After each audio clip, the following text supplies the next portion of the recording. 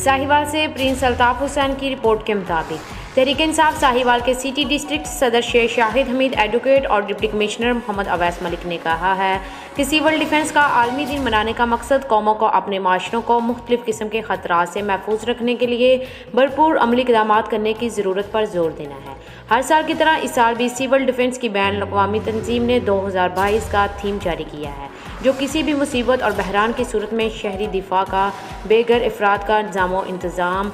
रज़ाकारों का वबाई अमराज के खिलाफ किरदार है। इस दिन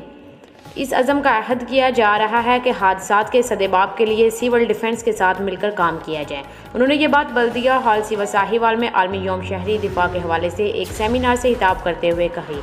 सेमिनार में मुख्तलिफ मकतबा फ़िक्र से ताल्लुक़ रखने वाले लोगों के अलावा तंजीम शहरी दिफा साहिवाल चीचा वतनी के रज़ाकारों की कसी तादाद ने शिरकत की। चीफ वार्डन तंजीम शहरी दिफा साहिवाल आइज़ पट्टी ने खुतबा इस्तक़बालिया पेश किया और तंजीम शहरी दिफा की खिदमात के बारे में बताया गया। उन्होंने तंजीम शहरी दिफा साहिवाल को 400 यूनिफॉर्म देने पर Mohammad Awais Malik deputy commissioner controller civil defence का शुक्रिया अदा किया।